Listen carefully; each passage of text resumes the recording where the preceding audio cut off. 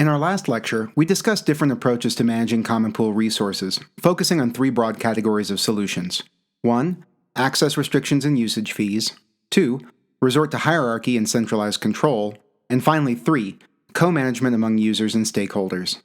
In this lecture, we introduce and describe a typology, or rough classification according to general attributes, of types of environmental conflicts, ranging from conflicts between countries to conflicts within countries. Regarding conflicts between countries, or interstate conflicts, these types include territorial conquest, conflict over shared water resources, or water wars, and maritime disputes. Regarding conflicts within countries, these include distributive conflict, sons of the soil conflict, conflicts over preventing environmental degradation, and environmental shock-induced conflicts. We will return to these various types of conflict in the next few weeks. Because the most obvious solution to tragedies of the commons and governing common pool resources is to somehow restrict use, many environmental conflicts are over usage rights. Who's allowed to make use of the resource and how much they are allowed to harvest. With many resources, this is done through communal or private property rights. Others, such as marine fisheries, are governed by countries' territorial waters and exclusive economic zones, or EEZs, which demarcate the maritime territory within which a country claims exclusive rights for fishing, drilling, and other economic activities. Like other territorial claims in the international system, these claims are sometimes subject to international law, but are ultimately enforced through the threat or use of force. Territorial conquest, the desire to conquer and hold territory and that territory's economic assets, has been the central motivation to wage war for millennia. While the motivations have always been multiple, access to arable land has been chief among them. The Neolithic transition to sedentary agriculture facilitated explosions in the size and complexity of human communities, but also introduced concerns about the population outstripping the food supply. Territory is in most instances the ultimate divisible good. It can be split up virtually infinite numbers of ways, making negotiated settlements often easier. So states typically only take the costly step of fighting over territory when conditions in the international system restrict trade in either food or other important resources. Territorial conquest was really commonplace under mercantilism, an economic system that prevailed from the 16th to 18th centuries, under which European powers sought to minimize trade with their rivals, because it was one of the only mechanisms for Europe's empires to satisfy their resource needs. That is, if you are England and you want or need sugar, you need access to territory suitable for growing sugar. You certainly didn't want to keep enriching your rivals in Portugal and Spain by buying sugar from their plantations, for instance. Similarly, in the 20th century, territory and population concerns became fused with nationalism and imperial ideology in Nazi Germany and Imperial Japan. In Germany, the concept of Lebensraum, or living space, and the need for the German people to expand territorially to accommodate their numbers, was central to Nazi ideology and used to justify Germany's territorial expansion into the Sudetenland, the annexation of Austria, and invasions of Poland and the Soviet Union. Similarly, Japan's annexation of Manchuria in 1937 was partly the result of Japan's high population density and need to expand its agricultural base. Of course, both of these campaigns occurred against the backdrop of the Great Depression, during which global trade had nearly come to a halt. In this context, war was deemed necessary to satisfy resource demands. We'll discuss these types of conflict in greater detail in 2 weeks. Now let's turn to conflicts over transboundary water resources, or water wars for short. Fresh water is obviously the most critical of renewable resources. In addition to being necessary for sustaining human, animal, and plant life, it is also a critical input for power generation. Hydropower, or electricity generated by hydraulic pressure via dams, is the world's leading source of renewable energy and accounts for roughly 1/6 of all power generation. Globally, demand for water is massive, yet it is uneconomical to transport water long distances. Thus, most countries and populations are reliant on surface water, water that collects in lakes, rivers, and wetlands, and groundwater accessed via wells to satisfy their water needs.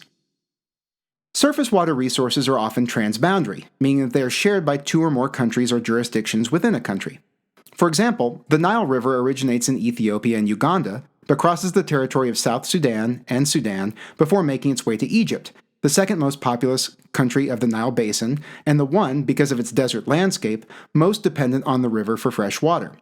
The Colorado River here at home is transboundary both in the international and domestic senses. The Colorado River flows from the United States into Mexico, and within the United States flows from Colorado through the states of Utah, Arizona, Nevada, and California. Both of these basins create upstream and downstream relations between states. Upstream-downstream relations are those where one country is entirely upstream and can control how much water flows to the downstream country via dams. In the Nile, Ethiopia and Uganda are the upstream countries, while South Sudan, Sudan, and Egypt are the downstream countries. This contrasts with situations in which the sharing countries each have direct access to the resource. Both Canada and the United States have direct access to Lake Superior, for example. Upstream-downstream relations are typically more conflict-prone than those in which sharing countries have direct access. When both countries have direct access, there's no potential to cut off the flow. Most shared water resources, it should be said, are governed peacefully, especially when countries use international river treaties, or formal agreements that specify how river resources are to be co-managed and how disputes over usage rights are to be resolved. These agreements typically specify how states will cooperate to monitor water levels, manage and render judgments regarding any usage disputes that arise, enforce the results of those judgments, and often create permanent commissions staffed with scientists and bureaucrats from member countries to carry out these tasks. The most famous of these commissions is the Permanent Indus Commission, which is composed of Indian and Pakistani officials and which co-manages the Indus River. Despite the history of conflict between the two countries, the Commission has been in effect and operated continually since the 1960s. This is a good example of how international institutions can facilitate cooperation, even amongst military rivals. Conflicts over shared water resources, or water wars, typically arise when one country attempts to unilaterally divert the flow of the transboundary resource and restrict the amount flowing to downstream or other users, or pollutes that water in ways that degrade its use by downstream communities. Especially in arid regions, where alternative sources of water like rainfall are lacking, these moves can spark conflict. This stress is likely to increase under climate change as many regions become even more arid over time. The most famous water war was the Six-Day War in 1967 between Israel and Egypt, Jordan, and Syria. Concerns over water were a major cause of the conflict. Again, we'll discuss this case in greater detail later in the course. Finally, we'll discuss maritime disputes. As we discussed earlier, states have territorial claims that exist beyond their land territory, extending into both territorial waters and their exclusive economic zones. These waters are not just important for shipping and navigation. They provide access to valuable, renewable, and non-renewable resources. Fisheries are the most obvious, but since the 1960s, developments in offshore oil and natural gas exploration and drilling technology have made maritime claims even more valuable. Motivations related to both renewable and non-renewable resources are at play in China and Japan's dispute over the Senkaku Islands in the East China Sea, for example. Though the islands are uninhabited and rocky, they provide access to rich fisheries and potentially vast hydrocarbon deposits. Fisheries-related conflicts are among the most common types of small-scale interstate conflict today, and are the primary reason why pairs of democracies, the most peaceful dyads, or pairs of countries in the entire international system, have come into low-level conflict. Markets can of course deliver fish across borders to consumers, but profits from fisheries only accrue to those with access to them, i.e. the fishers from a given country. This creates strong domestic lobbies for expansion of fishing rights claims. Many fish are migratory, and their migration patterns have no regard for human territorial claims. Often, this results in fishers following fish out of their own waters and into the waters of other sovereign states. Fisheries-related conflicts typically take the following form. One country attempts to enforce a maritime boundary that is not recognized by the, quote, foreign fishing vessels of another. Upon interdiction or boarding by the, quote, home country's navy, the, quote, foreign fishing vessels then call on the navy of their home country for protection, precipitating a standoff between the navies of the two countries. These conflicts are typically initiated by privately owned vessels rather than by state actors, and are driven by economic rather than food security-related interests. The classic example of a fish war are the cod wars of the mid-20th century. British fishing vessels had been fishing the cod-rich waters off the coast of Iceland for centuries. In 1958, Iceland unilaterally expanded its exclusive fishing zone from 4 nautical miles, which is about 7.5 kilometers, to 12 nautical miles, which is 22 kilometers, in order to provide Icelandic fishers with exclusive access to the highly lucrative fishery. This move was protested by Iceland's NATO allies on the basis of prevailing international law, a 1956 decision by the Organization for European Economic Cooperation, that recognized only the 4 nautical mile exclusive fishery limit. Great Britain announced its fishing fleet would continue to fish within the expanded Icelandic waters under protection of several warships, leading to confrontations between Icelandic and British warships. Similar skirmishes occurred in the 1960s and 70s, though none led to fatalities.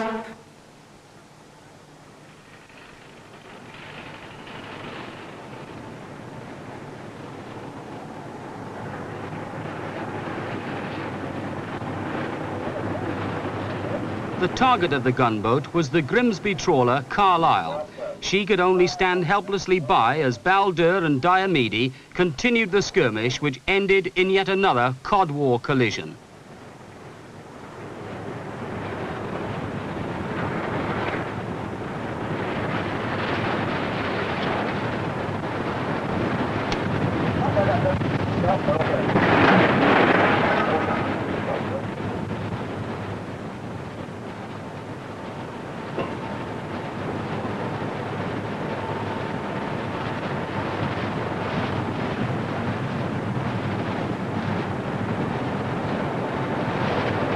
Damage to both vessels was slight in a sea that somehow made such a potentially dangerous situation look like no more than the bumping of a couple of dodgem cars. Then, with the two ships almost on top of the trawler, the Baldur was able to make a close run across the stern of the Carlisle, running her wire cutters in her wake.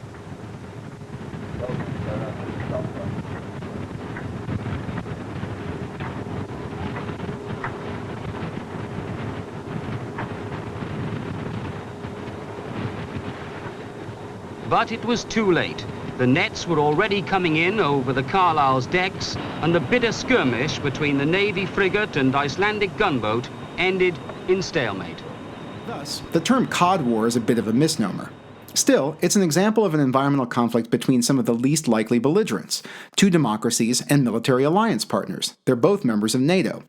The dispute was resolved finally in 1976, with Iceland claiming a 200 nautical mile exclusive economic zone. 6 years later, the 200 nautical mile exclusive economic zone would become a standard per the United Nations Law of the Sea. Alright, having introduced the three main modalities of interstate environmental conflict, let's turn to modalities of domestic conflict, or conflict within states. The first is distributive conflict over who gets access to the resource. The most common type relates to the communal conflict over usage rights of renewable resources like land, water, or cattle. One example is the Samburu-Turkana Range War, which lasted roughly from 1996 to 2015 in northwest Kenya. The Samburu and Turkana are ethnic groups that have semi-nomadic pastoral lifestyles. This semi-arid region is home to many cattle herders, who move their herds in search of food and water. Because both food and water are rival in their consumption, conflict often erupts over access rights, whose cattle get to graze. In addition, because the cattle themselves are a valuable resource, cattle raiding, so armed theft of cattle, is another cause of conflict. This raiding activity occurs most frequently just after droughts, as herders seek to replenish their herds thinned by starvation and related diseases. These raids are most often conducted by young men related through kinship. Thus, these bands are organized and armed but do not seem to pursue very political aims, which makes them distinct from other types of state-based armed conflict. A second class of intrastate conflicts are sons of the soil conflicts, and pardon the gendered language, it's the choice of the original authors in this literature, not mine. These are conflicts between ethnic groups that consider themselves indigenous, i.e. the original inhabitants of a given territory, and recent migrants from other regions of the country. Migrants come in search of land, often at the prompting of the central government. Central governments may believe it is their responsibility to nation build and integrate previously isolated ethnic homelands. Or they may be responding to demographic pressures in other parts of the country, and seek to ease overcrowding in those other parts by encouraging the landless to move to these indigenous homelands. Subsequent to that, competition for resources between, quote, locals and migrants sparks low-level decentralized conflict, often taking the form of street or bar fights and leading to ethnic rioting, seemingly spontaneous outbreaks of violence targeted at either locals by recent migrants or vice versa, that can spiral, with initial attacks being met with ever larger tit-for-tat responses fueled by a desire for revenge, or fear of being attacked and wanting to take the initiative, and even just rumors. Eventually, state armed forces intervene, typically taking the side, or at least appearing to take the side, of their co-ethnic recent migrants. At this point, many sons of the soil conflicts become full-blown civil wars, with locals taking up arms to try to secede or gain greater regional autonomy from the central government. The Sri Lankan Civil War, which lasted from 1983 to 2009, is a prominent example of a Sons of the Soil conflict. We'll discuss it at length in the next lecture, especially as it relates to Colin Call's theory of state exploitation as a pathway to conflict. A third class of domestic environmental conflicts are not about claiming a larger share of resources, but rather about preventing damage to existing environmental resources. For example, industrial and mining-led development, though potentially highly lucrative, generally entails significant environmental costs in the form of resource degradation, water pollution, and poor health outcomes.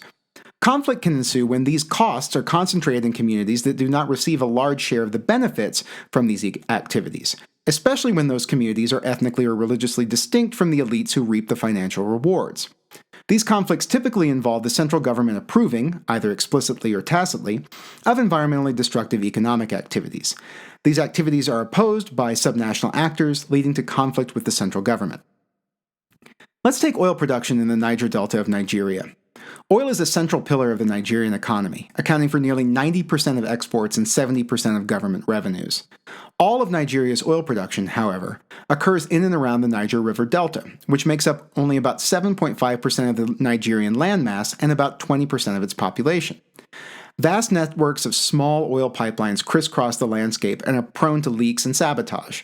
In the recent past, the region has averaged almost 420 oil spills per year, so that's over an oil spill a day.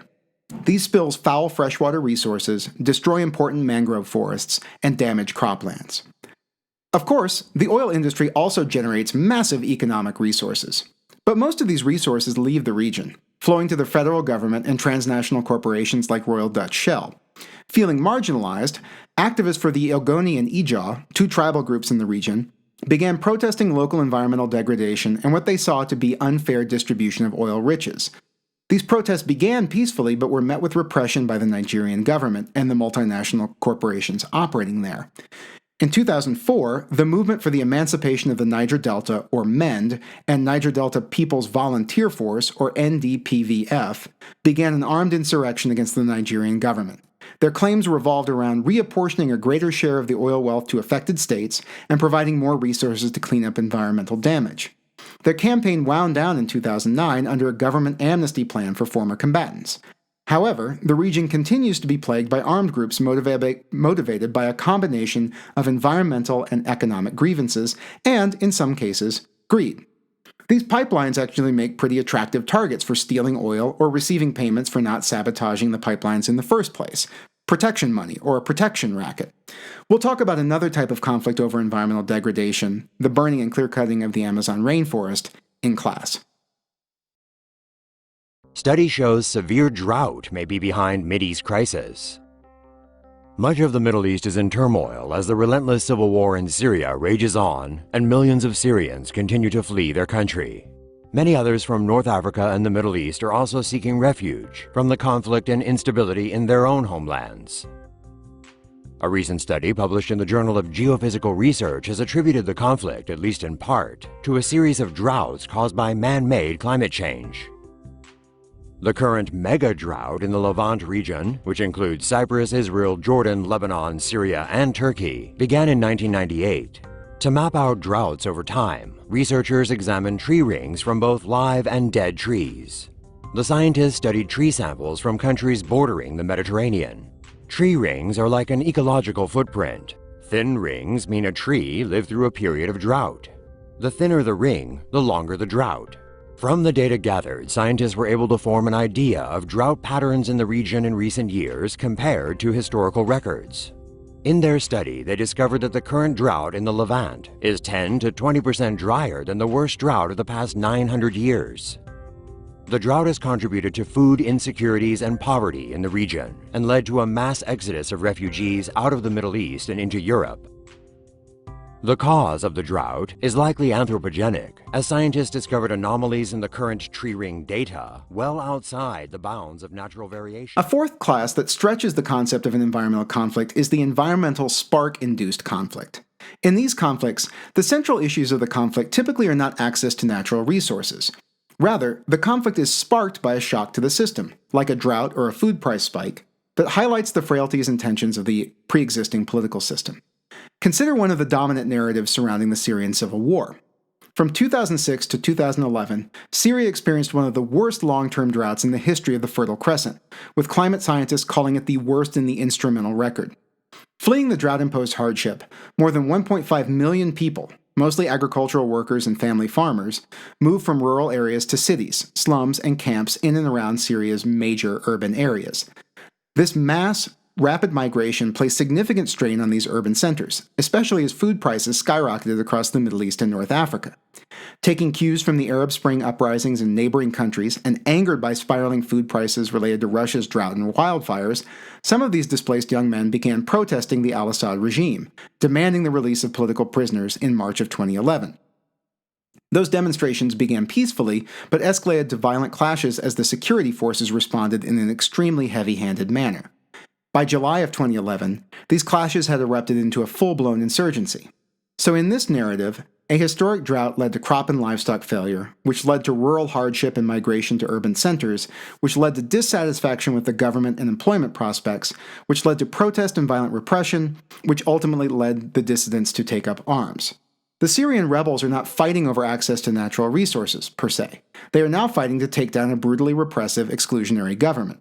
But an environmental shock may nevertheless have been the straw that broke the proverbial camel's back and ushered in the conflict in the first place.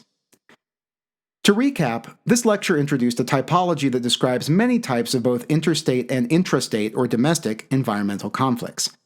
In class, we'll discuss other environmental conflicts and where they might fit into this typology. In the next lecture, we will discuss the contextual factors, i.e. the types of relations between states or the types of conditions that prevail within states that help us to understand when and where disputes over environmental resources are likely to turn violent.